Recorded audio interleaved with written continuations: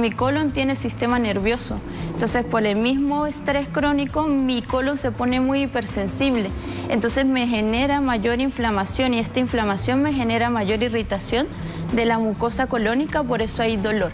En estos cuadros, por ejemplo, de colon irritable, que se asocia a hinchazón y a dolor por esta respuesta que ocurre por el constante estrés crónico en nuestra vida. ¿Qué puede hacer una persona? Está claro que cuando hablamos de estrés crónico, ¿qué puede hacer o cuál es la solución? Es ir a la raíz del problema, me imagino, y todo tiene que ver con la mente. Pero si en este minuto yo estoy nerviosa y me hincho y me inflamo y tengo colon irritable, ¿qué debiera hacer? Generalmente lo que se recomienda es comenzar a hacer estrategias cuerpo, o sea, como comenzar a hacer respiraciones alternas, porque tenemos que darle información a nuestro cerebro de que no tenemos una amenaza real afuera, que no son 10 leones y que podemos estar más tranquilos y activar el nervio vago, que este es el nervio que comunica entre el intestino y el cerebro. Y el vago se activa mediante la respiración.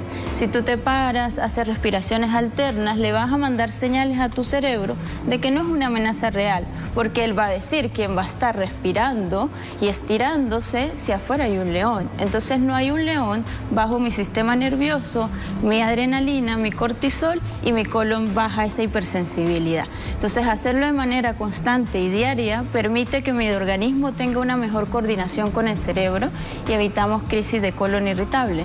Lo otro que también ayuda es comer más lento, que coman lento, que mastiquen y que se enfoquen en la comida, porque es muy habitual ver a las personas comiendo en el taco o trabajando y ni siquiera se acuerdan qué comieron y pueden estar comiendo muy saludable pero en un contexto muy estresor y ahí mi sistema digestivo no se va a activar y no va a haber una buena absorción por ese contexto de estrés. Oye, Lady, y pasa a veces que cuando pasan muchas horas que uno no come nada, el primer alimento que tú comes te inflama y te empieza a doler y te cae pésimo. ¿Qué sucede ahí? Generalmente ahí tenemos que ver calidad de la microbiota, cómo está su alimentación.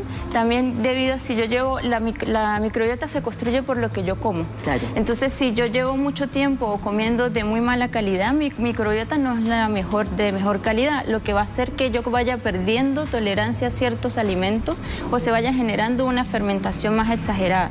Por tanto, me comienzo a hinchar más. Y allí tendríamos que hacer estudios más específicos si esa hinchazón se ha mantenido en el tiempo, si han habido crisis que se han ido incrementando o que constantemente estoy hinchado. Ahí nosotros como médicos vamos a investigar qué está pasando en su tubo digestivo y los gatillantes estresores de diferente tipo que tenga en su vida. Por ejemplo, el estrés de la alimentación, el estrés de exposición a tóxicos, sea tabaco, sea alcohol, o exposición a el estrés crónico de la alimentación y el estrés familiar o laboral que pueda tener. ¿Cuáles son las enfermedades más comunes que se producen por el estrés y la digestión? Porque hablábamos del colon irritable, ¿cierto? Mencionamos por ahí el Crohn, que es una enfermedad ya mucho más, más importante. ¿Se cura eso? Mira, generalmente lo que pasa es que el 70% aproximadamente del sistema inmunológico, que es lo que se ha estudiado, está a nivel de la luz intestinal, dentro de lo que es la microbiota. Entonces, ¿qué pasa? Que cuando uno está crónicamente estresado, tengo esta desregulación negativa hacia la microbiota y mi sistema inmunológico se ve comprometido. Yeah. Porque cuando uno está estresado, se activa mi sistema nervioso, el cortisol, una respuesta hormonal y una respuesta a nivel del sistema inmunológico, en simultáneo. Entonces, si yo estoy crónicamente con esta respuesta de estrés, mi sistema inmune se va a ver comprometido. Es mi sistema de defensa en lo fisiológico.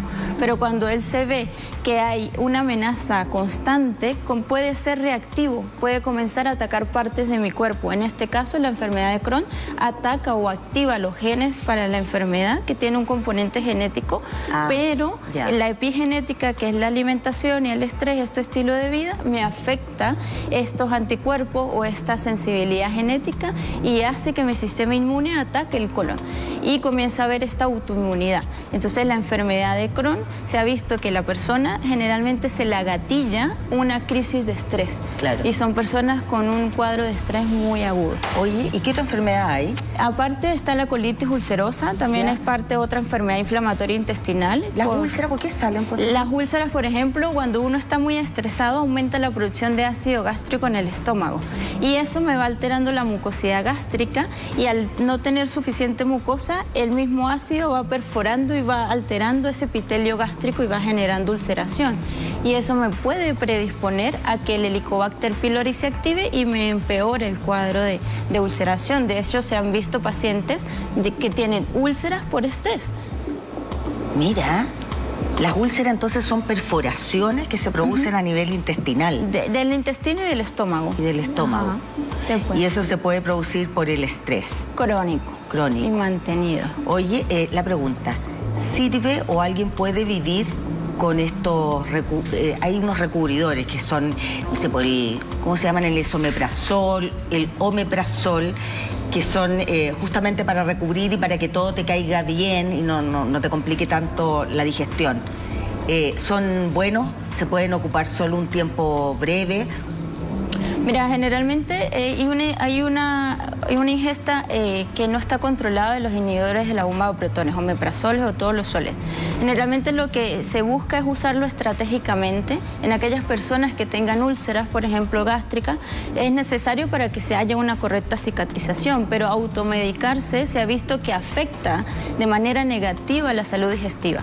Afecta también la calidad de la mucosa gástrica y la producción de ácido clorhídrico que nosotros podemos producir y lo podemos ir regulando mediante el estilo de vida. Entonces muchas personas no quieren cambiar la alimentación y se quieren tomar el omeprazol, pero no es la mejor solución. Eso es parchar el síntoma y lo que se busca es evaluar el contexto. ¿Lo requiero? ¿Tiene criterio? Se usa cierto tiempo, pero modifiquemos el estilo de vida, modifiquemos lo que está alimentando para poder mejorar la mucosa gástrica y la producción intrínseca fisiológica que todos tenemos en producción de ácido clorhídrico. Lady, yo te estoy preguntando como por los medicamentos más comunes que uno escucha y que muchas veces los toma incluso sin receta médica.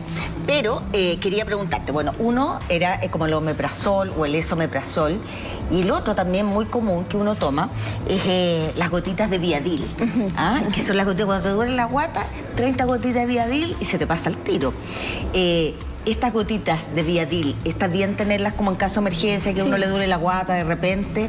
¿El abuso de las gotitas de Viadil podría traer algún problema? Sí.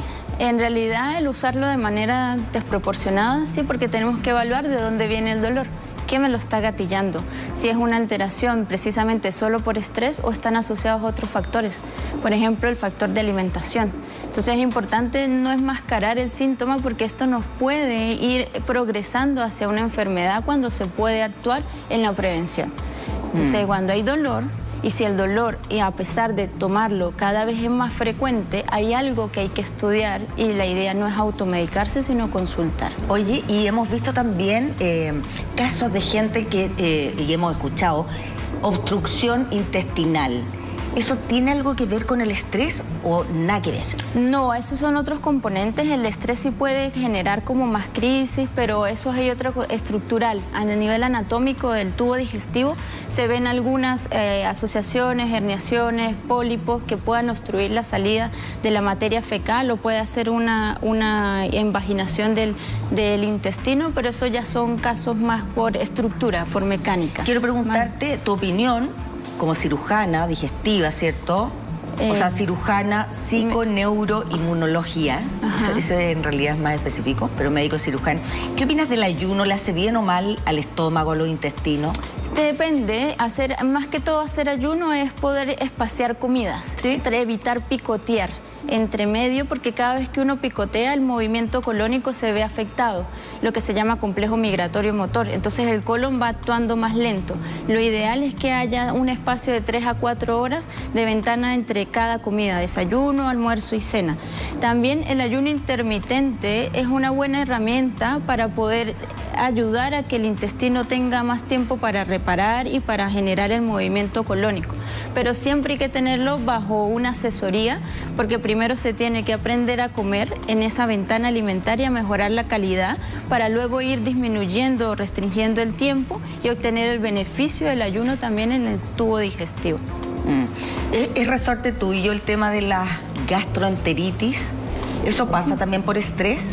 No o la gastritis. Y claro, esos son factores, no necesariamente es la causa directa, hay diferentes factores.